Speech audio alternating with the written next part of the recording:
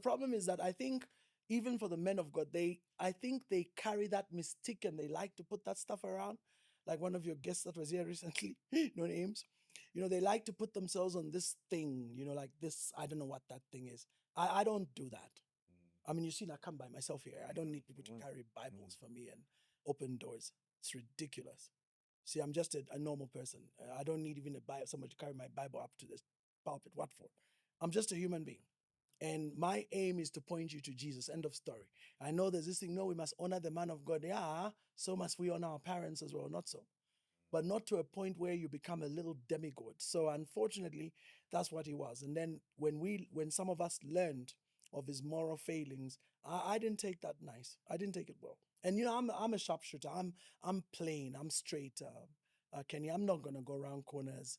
And I'm never intimidated by that crap about the anointed, touch not, all that rubbish. It doesn't apply to me because I'm a master of psychology. So that stuff doesn't work on me.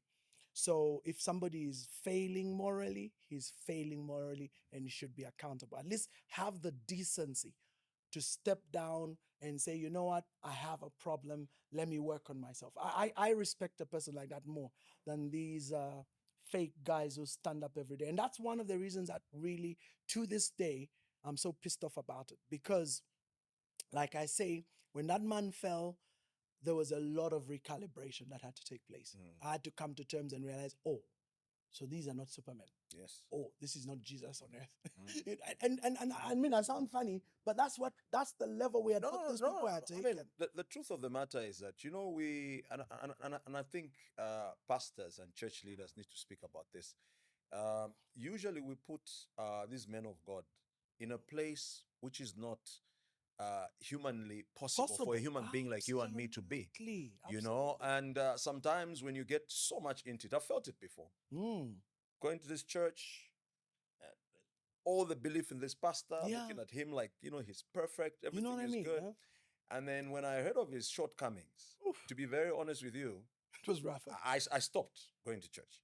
And then I started having conversations within myself to say, maybe I should not put a middleman between me and God. Which then it will be easier for me to manage my expectations. I don't know. Well, I won't blame you, but it's not about a middleman. It's just what I would call a shepherd. But what needs to happen, Ken, and this is my argument. Yeah. We need real shepherding, not this nonsense. The man of God. Oh, the man of God. Oh, no, man. That's a brother. That's a fellow brother. We are brothers. This, like me, I carry this title, Rev. Yes, I got ordained a reverend and whatever, but I've got no hang-ups over it. Honest to God. I have absolutely zero hang-ups. I don't get worked up if somebody calls me Brother Walter or Walter. I don't get, catatonic. Because some people will be like, it is pastor, it is reverend, it is apostle, major, whatever. Total rubbish in my books. It's just a human being. We are all just privileged by the grace of God to lead and have a gift to help somebody. But that's about it, bro. Yeah. It's not this whole mystique. So that thing messed me up. And so I had to recalibrate. So in the process of recalibrating, that's when I discovered my marketplace ministry. That's when the church thing dropped. Okay. Because now I understood. So God told me I never called you to do that. Yeah. So so to this day, there's still people, if you do a church. And the real test for me came in 2019 or 2020, somewhere there. There's a church, a very, very famous church in Zambia that had a leadership crisis. So in the leadership crisis, a very well-to-do church, very wealthy people. So if it's in Kanyama Taith or Chani, sorted, because this is a solid church. Yeah. So by the designs of God, I found myself being called to preach. So I preached there for about 4 weeks. Then I learned there's a crisis. The former man of God has got issues, so they don't want him. They want to put a new leadership, blah, as the elders. So these elders approach me and say, Rev, we need a pastor here. We don't have a pastor. And the way you've been preaching, I didn't know. Every message I was preaching, I was literally dropping prophecy bombs. I didn't know it. I just thought I was just doing a message. Yeah. Little did I know, like, people were literally looking at each other. Oh my God. Oh my God. Oh, you know what I mean?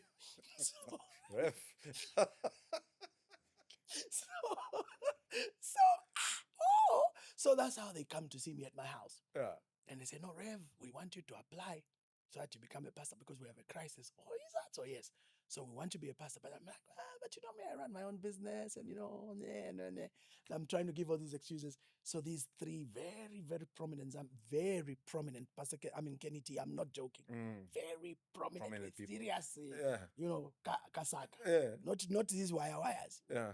Every day they change different cars. Every Sunday it's another chima big car. Yeah. Those types. So three of them, they say, Rev, what I think is happening. Tiona Monga, we are worried about the money. Us, we can pledge. Just name your salary, we'll be paying you. Yeah. We'll give you a car, sort you out, put you in a proper house, and then just give you good money so that you run. I remember sharing that with my wife, and she's like, Excel, let's just do it. I mean, why not? Thank you. I'm supposed to be praying about this. But I won't lie to you, Ken. I was so uncomfortable. I never, that's when I knew I'm not called to pastor. Did you take it up though? No, I had You to. couldn't, huh? No, I had to tell them, sorry guys. I like, honest to God, I have been praying and I'm not getting a release. Is it the money, Reverend? Because if it's the money, and don't forget these guys, what they'll do, very interesting gentlemen, they would call me for dinner. We go to Pamosi, paid for, send the driver, pick up the Reverend from his home. Driver comes in a G-Wagon, that kind of thing. So really like letting you know, but you are covered. You are covered. In case you are worried about money. Money is not the problem. Yeah, we have the problem. I'm telling you. And Ken, I didn't do it. I just had to apologize to those wonderful men. I told them, gentlemen, if it was me, I'll do this. But I'm not getting a release. And I teach about purpose. I teach about destiny. I understand how to help people calibrate destiny and purpose. So I know what I'm feeling. This is not a release. So that's when I knew for sure I'm not called. So no matter what people say on social media, I just laugh because I know for a fact that it's not my calling. So then you thought maybe getting into digital evangelism, into radio and television, was your way to go. And it's such a wonderful space. But are you not missing out on umutulo? What's you know what umutulo? No. Tithe. Yes, I don't care about that. Because he whom God calls, he pays. That I've always said. You don't need to manipulate people. In fact, I've reached a point now, and I know this is going to sound a bit controversial, but I even think the concept in which we're running with tithe is a bit warped. Okay, what would you say then? Because in the new covenant, tithe isn't the key anymore. It's just New Testament giving. And there's no qualms, there's no arm twisting, there's no compulsion, there's no guilt stripping with that. You just give out of the abundance of your heart because you are thankful to God. He's your partner, you give from there. Not because when you give, then it's opening a door to this and that. That's manipulation. And you see, this is where now, for me, I'm talking as an individual, I'm not going to talk for others. For me, that's what makes our message so bad, because our message is transactional. Give, and then God will give back. But also we hear stories of men of God going, in church and saying, I dreamt that the church bought me a car, a Mercedes. Can you imagine? Church members put money together and they buy a Mercedes for that is manipulation 101, bro. That's so pathetic. I really don't support that. Let people give because they want to give. Let them give out of the abundance of their heart, out of joy, because they love God. End of story. Not because there's some condition. If I give, then this will open this and open that. No. Because God already paid it all. That's what people like telling me all the time. Jesus paid it all. Why are we paying? So yeah. So Rev, I just want to get your take on something. You know, I've hosted a few gospel artists on this podcast. That's right. And one of the things that I've picked out is the fact that, when I ask about, performing at, secular events, doing collaborations with, secular artists and so forth, like almost from all of them, they've talked about the fact that, look, I was banned from this church because I did this, I was banned, I received resentment and so forth. Why is a situation like that? And what's your take on this? Does it really mean? Because now me sitting down and I'm thinking, what is wrong with a born-again Christian interacting with a person like me? What crime have they committed? Good question. So right? let's do some defining here. Okay. Very, very important. And having a musical background, I think I qualify to do some definitions. Okay. So let's first distinguish between a gospel artist and a Christian minister. The problem we have is we have a mix up with these two. So I'm going to define them. Okay. Okay, so let's start with the gospel. A gospel artist is essentially any artist performing gospel music. That means inspired by biblical messages. So it's an artist, first and foremost, artist. So we're not talking about Christian, non-Christian, it really doesn't matter. It's an artist who writes and performs music inspired by the gospel. By the gospel. Uh-huh. End of story. So whatever their position is as an artist or as an individual when it comes to God is secondary in my books. In my books, they are secondary. Now, a Christian minister is precisely that. That's a person who happens to be a musician, but they are also almost like a pastor, almost like a worship leader. They lead and help people get into, quote unquote, the presence of God. Now, the difference is that for one to be a Christian minister, in many instances, first, they must have some kind of grounding in the faith. Because you can't give what you're not. So they must have some serious grounding. So they're almost like a pastor, but doing music.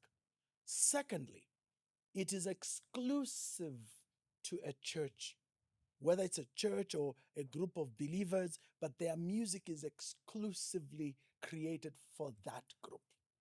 So even the way they do their music, how they sing it, you can tell it's all about helping people to get into, quote unquote, the presence of God. And I put quote unquote because there's a whole thing about presence of God there, but I don't want to take this podcast in a different direction. But let's keep it to the lingua, presence of God. So he helps people get into that presence. So his work is very ministerial. So there's quite a difference there, Ken. So with a gospel artist, they are inspired by the gospel message. So the artist, being an artist, in my books, can do anything really. Because you don't even have to be a Christian to do. I mean, recently I noticed a number of Zambian artists now, not gospel musicians, but artists, have the Kawan song for God or two. And in that Kawan song or two for God, they also sometimes will do collabos. Yeah. But those artists are the same ones who'll be singing some pretty interesting lyrics in the album. And so again, you start to realize that that's a different genre, different group altogether. So in my books, gospel artists can do anything they want. Christian minister, that's a whole other topic. So the challenge I feel is a lot of our gospel artists want to be identified as Christian ministers. For me, I think that's where they miss it. An artist is an artist. And that's why, in the beginning, I gave these guys a lot of grief, but I don't do that anymore. And that was Pompey, Abel Chungu, Mag 44. There's a time I did a whole series on a radio station and took them to task over that. But with my understanding of what artistry is today, I have nothing to say against them because they are artists. And really, the moment we understand that, then I think we're safe. So let's talk now. Now, let me do something else, which is very interesting. One of the problems we have as Pentecostals, especially charismatic evangelicals, if, for example, let me think of a Zambian musician. I'm trying to think of Wezi Mhone. Let's imagine Wezi Mhone gets saved, right? I'm not saying she's not saved. Wezi, apologies. I'm just saying, let's imagine she comes out and says, I'm saved, I've received Jesus, blah, blah, blah. So what tends to happen with a lot of our people is they want to turn Wezi into a gospel artist. I don't agree with that. Like, serious. And I know I'll be, chopped for that. But I'm serious. I don't agree just because Wezi's become a born-again Christian, now she should start singing born-again Christian music. No. Wezi is first and foremost an artist with a distinct sound for which she's been identified, created as an expression of herself. And where's that gift from? Is it from the devil? No. Every good and perfect gift is from God. And it's not always that just because a gift is from God, then it's going to be for ministry in the church. No. Some of these people can be secular artists and still be serious. in their walk with God. I think I heard Mag one time saying that there are certain, what did he say? I'll get his phrasing wrong, but he said something to the effect that there are certain there are certain secular artists who are more Christian than some gospel artists. He did say that. I remember him saying that. That is so true. Like I'll give you an example. When I went to Alliance Française to learn how to speak French. Oh, neat. Okay, it didn't. Well, I need to carry on. I need to pick it up. But you know, I one of the met Brenda Munchimba through that. oh, through there. Yes. So you know, one of the teachers, we had was using music to sort of like teach the language, right? Neat. And then for us to remember. So words and remember, phrases. yeah. So remember that song by I'm not sure which rumba artist this is, but Ninga nana imba kupe bibamba awilo. Oh, awilo. You know, so there's a part where it says Koma tu t'appelles, je m'appelle. So you know he sings that song. You guys know this song? No. You know what he talks about? It from that day, because he used that song, I never forgot those phrases. I never forgot them. Now, absolutely. Coming back to my question, Ebo Chungu song with Abanyoli Nyoli. What's the title of that one? Rev, you don't know this song? Unless you. What's the song? Yeah. All of Me. Oh, All of Me. I don't know All of Me, but I only know the one for what's his name, Your Maps. Oh, Your Maps. Okay, so he did a song with Try again. with Chandana K. Oh yes. Those guys are Coppola. They're very animated in what they do, whatever. But you see, when you sit and you listen to the lyrics, it's not your typical gospel, but you can tell they're telling a story. It's absolutely. And for me, I'm like, okay, I'm not a typical born again, right? But I found it a bit more interesting to receive the message about God in the manner in which they delivered it, as opposed to the serious. And you see now what you're saying, and that's what I like. So let's imagine Wesley, back to Wesley. Yes. So Wesley gets saved. She's now inspired. She's now walking in this light of God. Whatever. So for me, I'm saying, don't take a person like that and then try and turn them into Deborah, the gospel minister. Don't do that, because, or Suilanji or somebody. Because what you do is you turn them into DNA they are not. And many times they fail to sustain that. Because it's not them. Because it's not so them. Me, I believe you can still do your secular music, but this time it's now inspired. So meaning, if there's anything that is off, something that like, let's go drink or party or whatever, or, just talk about things which may not be right, you drop that. Now you say, okay, you know what? I'm going to sing more positive music. I'm going to do this. I'm going to take more social messages. And so you now deliberately shift to something positive. And I still believe in terms of lyrics. Yes. Yeah. And I still believe and then of course your image as well. You say, okay, so what aspects of this image are not right? So if you're into the sex thing, so of course you drop that and try and, become more decent or whatever. But the point is, you can have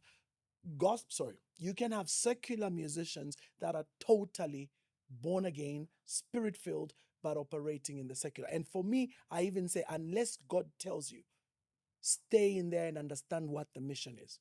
Say, okay, God, I'm here now. So tell me what next.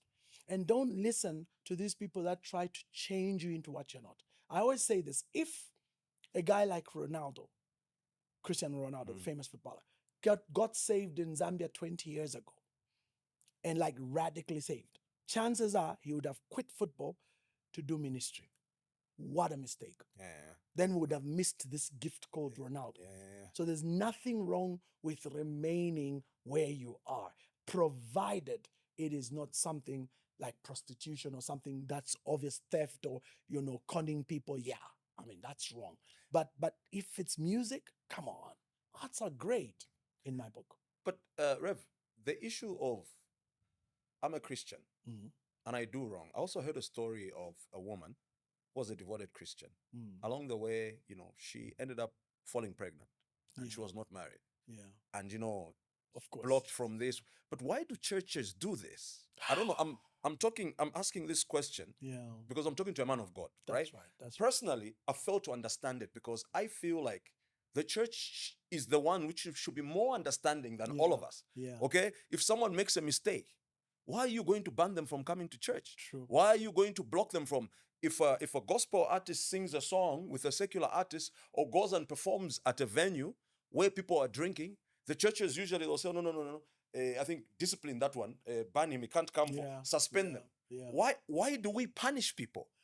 When it's a house which should have no punishments whatsoever. It should be a house where when you're wrong, you run to and they embrace you. It's a tough one, bro. Why shouldn't it be that this guy, if you feel he's doing wrong, let's bring him closer. So that we work with him. So we work with him and we help him. So you know the challenge that you face always in church circles is it's a community. Okay. And because it's a community, there's the issue of doing the right thing and being seen to do the right thing. So there's aspects of scripture that talk about dealing with misdeeds. And there's a process of discipline and process of this and process of that. And that's where sometimes these problems start to arise. I mean, personally, I always get caught out because I can't say that's right or that's wrong. Because again, precedence. So in the church circle, it's like, if one is going to do something that's obviously wrong, what's the process of discipline? Because there's that word. Yeah. So is the discipline punitive or is the discipline restorative? You see where that's going now, Ken? Yeah. So a lot of times, depending on the circles, it will be more punitive, which is very unfortunate. But the saddest part, though, is even that punitive so-called discipline is very selective. Because if it's coming from if the, what do they call that? There's a term, financial pillar. If the financial pillar is the one who's faulad, he's been discovered to have a side chick and there's a child out of wedlock, but they happen to be the elder, it will be hushed up. No, let's deal with this with wisdom. But if it's the poor brother, one of the choir members in Shanoko, the whole thing will be announced. From today, we have removed the Shanoko due to his wayward lifestyle. Yet there are bigger people in that setup who have got a bad one. So it's always a touchy one, Kenny. I think the most important thing is we help people, but we remember that we need to set a precedent so that tomorrow somebody else doesn't come and say, but so and so, what about the time Water did it? How come Veves when our Chiteko he punished? In fact, without mentioning names, Ken, without mentioning names, there's a very controversial, massively noisy case that took place recently of a well-known church where a well-known congregation with a head had a team of the presbytery, the leaders, come through and ban him from running the church publicly. And then there was a big outcry. So it was all over social media. What's interesting is there was a genuine case going on in that church. And when I say genuine, I mean the man was found wanting. But what's interesting is that man then raised the point to say, it's ironic that this eldership are coming to bust my bubble, to put me on blast. Yet the same eldership is also guilty of what they're punishing me on. Hypocrisy. So very unfortunate. And so that's the level of what's going on at that level. So you start to realize that there's double standards at play. And if there are double standards, then why should we be punishing the gospel artist? You see? So that's what makes this thing so tough. So for me, if you ask me personally, we want to set the right example. And I think that's why, for example, me, they say never, touch wood. Where's wood? If I ever, God forbid, found myself in a situation where I was morally found wanting, I'd be the first to go publicly, resign, and chill. I would stop doing what I do, especially speaking about ministry and whatever, until I've dealt with my issue. And for me, I'm the type who would want to do it publicly. Now, whether some people around me would think, no, these things, I don't support that. Because if I've been doing things publicly, speaking in a particular way as a minister, and then I've erred, I think it's only right I make myself an example. For me, that's what I subscribe to. So I would not say a standard on someone else which I wouldn't be ready to take myself. And that's why for me, for example, another clergyman, no names, who ran naked and took off from the house and left some poor wife stuck, and he left his clothes and car, right? That guy. For me. Which guy? The guy that ran naked and left. No names. So, but I know what people can do, right? On TikTok. They can then they put the clip of the person. Guess what? Yeah. But at least it's not come out of my mouth. Yeah. So that guy, for me, that guy is terrible because for me, I would not be doing ministry with such a record. Just sit on the side and let be dealt with, because it is so terrible to go on a church on Sunday and say, I mean, whatever excuses they give are lame. But Rev, just on that one, I Mm, think just a bit of information that I have, mm. obviously working in the media, uh, if this is the same story we're talking about, It is. it's like the church members are the ones who are saying, no, Yeah, no, no, no, no, but this guy has not done anything wrong. correct. So, which tells you a very interesting story. It tells you the caliber of depravity going on in that membership. But it's not their fault. That's the programming they've been fed. So when you feed the programming that this is the man of God, they can't do anything wrong, you don't blame members for taking such a stance. And it's very common in those circles. So even when you demonstrate, and this is what I always tell people, because people always say, so Rev, you're always writing these things, you're always saying these things. Give us their names. So I always tell them, first, I'm not allowed to give names. And secondly, even if I did, no one listens. And example in point, that guy, he's going to court. It's the DPP trying to what's the word, to prosecute him, and they are prosecuting on the cognizance of the fact that it was wrong. But the woman in point withdrew the case. The church people say there's nothing wrong. The wife stood on the pulpit to say it was the woman. It's so pathetic, and yet everybody praises this guy. The church is even fuller. In fact, from the time he ran, the church has doubled. Two more questions, Rev.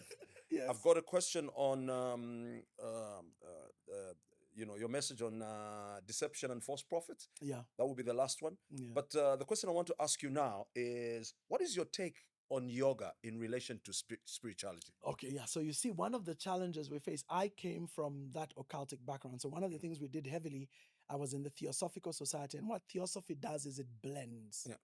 So one of the blended things we did is a lot of Hinduism, Buddhism, Confucius, and all that thinking and stuff.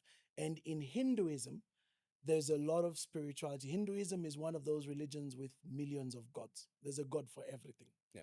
And what people don't know is when you are practicing Hinduism, not Hinduism, when you're practicing yoga, those positions that you get into, those stances that you take, those breathing techniques actually mimic a particular god in that space. And you tap into energies in the ethereal plane. These energies are very powerful. I'm telling you, if you find yogis, the masters, they can do insane stuff. Insane stuff. Now, the line between occultic and demonic is so thin that many times you can be stuck trying to figure out what's going on. But I can tell you that there's a lot. I mean, yoga doesn't end with a stretch, it goes into the spiritual. And they awaken a lot of different energy points in the bodies. They call them the chakra points, and there are 7. And at the tip of that is the lotus position, which taps into the Kundalini energy. So, Kundalini is the serpentine energy. And for those of us coming from the biblical background, we know the serpentine energy is the one that goes all the way back to the old serpent. In the Bible, there are many places I can point people at where you see the serpent show up.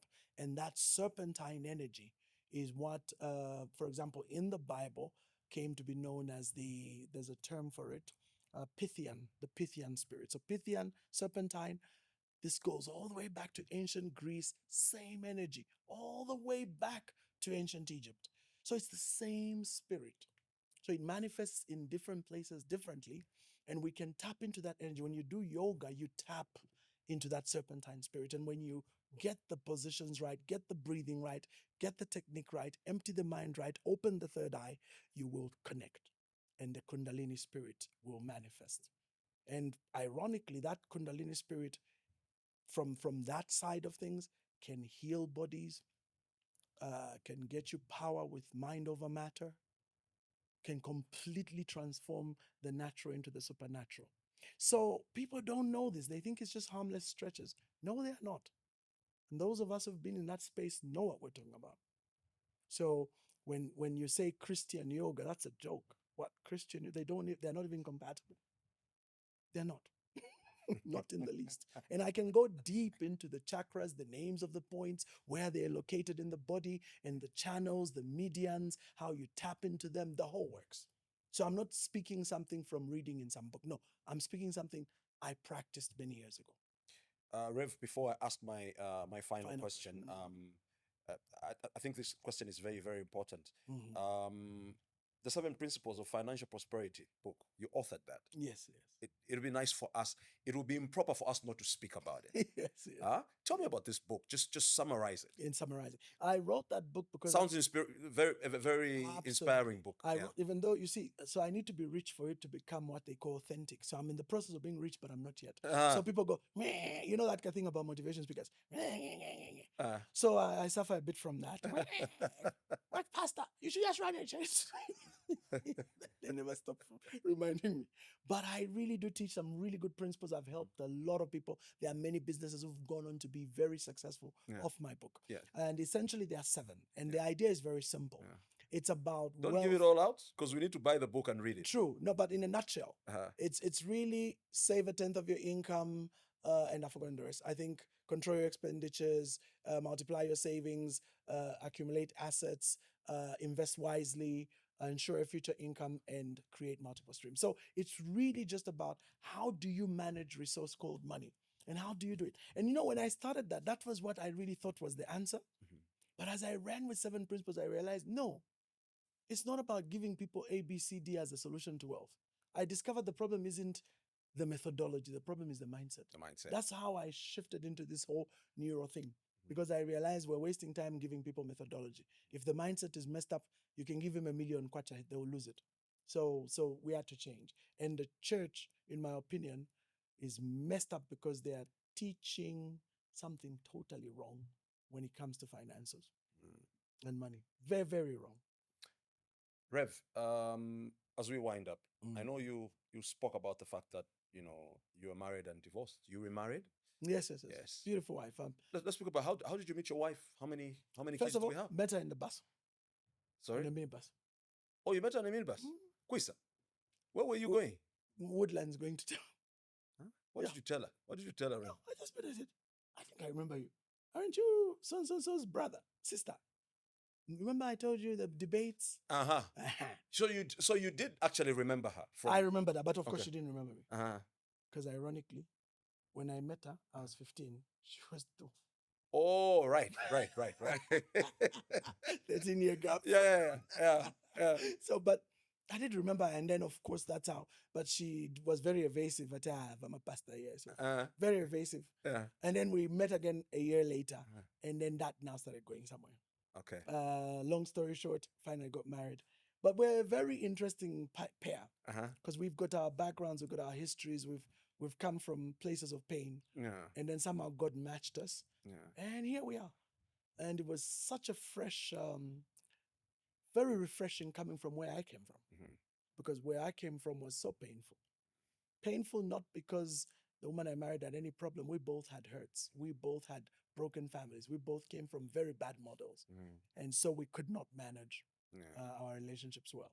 Yeah. So when I lost this first marriage with my wife, I had to do a lot of healing and recalibrating. Yeah. And so by the time I meet my wife, Sibo, I'm now recalibrating. But it's so interesting because as I was recalibrating, there's somebody else I dated before her.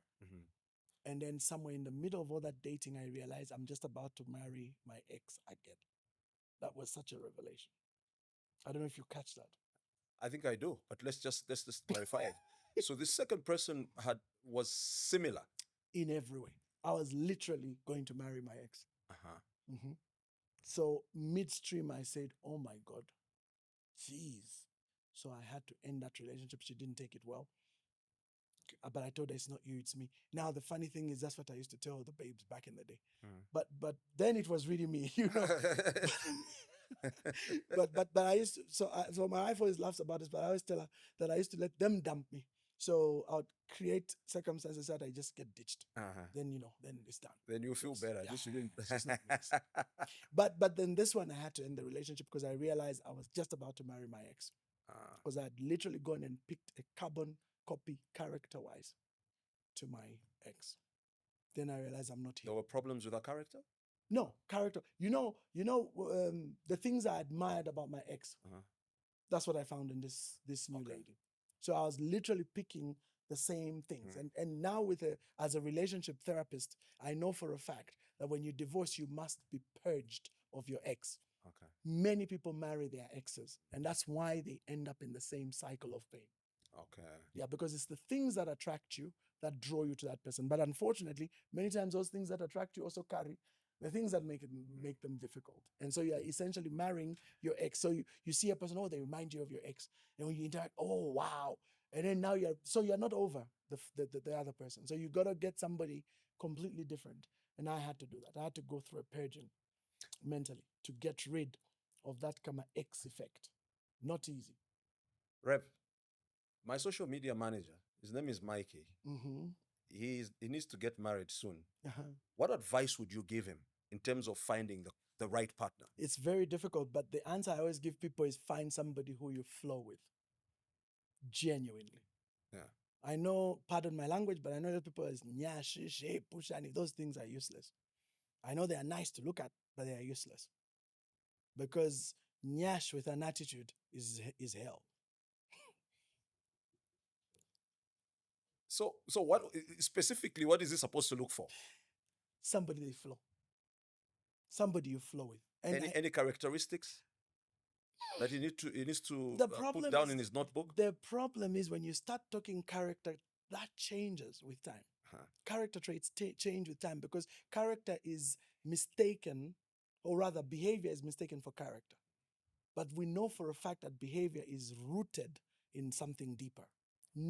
It's not a trait, it's a deeper underlying issue. That's why people say that if I change, I know they've not changed. You've just you didn't go deep to the root. So traits, character traits, yes, there's all that nice stuff. It means zero.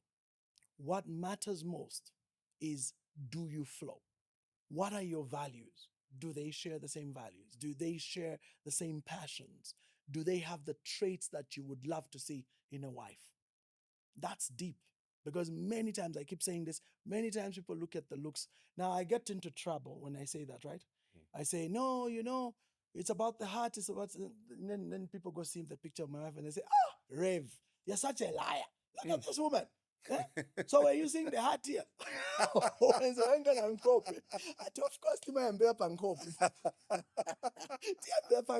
but after Ankope, Tiambo Yangana Character. Then you say, is there a match? Are we flowing in the same direction? Do we have things which would drive us together? And then you build from there. But even as you do that, then there are those fundamentals. I call them the unmentioned expectations. They really need to be there also. I don't want to give an example and mention a name, but there's one gentleman, he's literally a brother, but he's a well-known musician. You had him on the podcast, no names. But one of the things he said, no names, so they'll have to guess. But one of the things he said, which was so powerful, how he got to marry the woman that's his wife now, was just a simple situation where he went to her home. I mean, he's still hunting and trying to figure. And one day he goes to her home and he's in her home and she makes an offer to bring him a drink or whatever. And he says yes. And she goes and gets this drink and comes and kneels and gives him the drink. And that was it. Simple thing like that. He said, whoa. I have never seen that. I always laugh when you do that in your podcast. She knelt to give the guy water. Yes. He was not the husband. No. He was not the boyfriend. No. Huh? And that caught his attention. Big time. That was the decider. Like that's the thing that just made him go, whoa. And when he took her to meet the parents, like just one of those where you meet. And by the way, remember there were quite a number. Yeah. When he went to get her to meet the parents, after they left, and then when the mom met him, she said, if you don't marry this girl, I'll disown you. That was the mother. That's what the mother said to him. Yeah. So imagine how powerful an impression she made to the parents. Absolutely. To a point where they said, if you don't marry this girl, don't bring anyone else, we're not interested. You marry that girl. Rev, she's married. Something very important that I forgot to ask about your book. How can one buy your book? Oh, How can great. they find it? It's very important. Two, Yeah. two links. I can even share them. Okay. One is 5 Major Reasons Africa is Poor.com, Yeah. the website, and the other one is 7 Principles for Financial Prosperity.com. So both are available. Both can have got websites. You can go there and buy the book, and of course my social media handle. George DOP, can we have this up on the screen?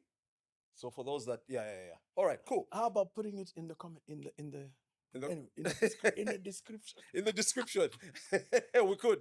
So, Rev, what we usually do is that each guest leaves a question for the next guest, right? Oh, So usually we write down the questions, and all you do is just pick a number, whatever question is attached to that number, then we ask that then question. we ask it. So, But something interesting happened because the previous guest we had was Pompey, yes. and he gave his own direct question. He didn't know who it was going to, but this question came from Pompey. Yeah. The question reads: if you had all the money that you needed, name 3 activities that you would do or 3 agendas that you would drive.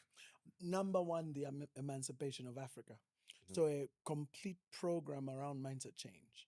But this one would be sponsored by me through a foundation. So put a foundation together, identify potential leaders with what it takes to create transformation at the community level, and then walk them through my entire programs, 2 of them. The Unleashing Your Destiny and the Neuro Therapy. Neuro Leadership, so that they are armed mentally with the capacity to manifest what they already carry. So that's the first program, free. But when it's free, it's not handout. It's deliberately putting a team together to identify young, vibrant, potential leaders. And then kind of do like the Mandela Washington thing. But that one, they take you to go program you. No, this one. They go and program you. Yes, I'm actually a Mandela Washington fellow. I know. Rev. That's why I've said it. I know. You were there in 2016, budget. So I went to get programmed. Yes, sir. Because when you go, and I have to be very careful when I say that. When you go there, they get you to love what they're doing. It's a very clever way of subtly getting you to have empathy for their systems. So in future, you become a mover and shaker. There's that investment they made in you in the past. It's very easy to say, hey, you remember your leaders from MIT and where you went? We're here, we love you, and we want to touch base with you. So they've invested in your future. So it looks free, but it's a very powerful and subtle way of investing in the future of an individual, so that when the time comes, you can call them to your side. It's just natural. And you know, the law of reciprocity, you'll always want to do good to those who did good to you. So number one, create that kind of foundation. Number two, I'm very big on the prisons ministry. So I would want to go deep into that, like really deep, because prisons has the whole stigma and everything around what it means to survive post prison. So I would want a program where we work with the prisoners in prison, and then we work with them continuously after that. Third program, which for me is huge, is mental health. Chainama is doing a phenomenal job, but there isn't enough on mental health, and not just advocacy, but literally empowering doctors, nurses, medical officer, clinicians, and the whole system, so that more people are aware of programs that can help a lot of individuals to recover. It's amazing. With just the right intervention, most people can survive mental health crisis and go on to be okay. But because there are no systems to tap into that, we lose a lot of people, and they end up, in the streets picking rubbish in the bins. A lot of those people can be rescued. So those are the 3 things. Rev, what's your question to our next guest? We don't know who the next guest is. So my question to my next guest is, if you had to live your life all over again from the beginning, would you change anything or go through exactly the same thing? Rev, I'm so grateful for your time. It's been a great conversation. I You, enjoyed it. I'm even stunned at him. Was I Jewish? We're showing everything. Wow. Okay, that's heavy. Well, thank you for your time, Rev. Thanks. I know you're a very busy man, Yes. but you made time. We're so grateful. Yes. And I'm very sure that our followers, the followers of the podcast, are also equally going to enjoy the conversation as much as I did. I think so. Thank you, It's been sir. a great conversation. Great. This has been the Kenny T One-on-One podcast brought to you by Yatu Tea, Powerhouse Media as well. We're back again with another episode next week. My name is Kenny T. Back here, same place, same space.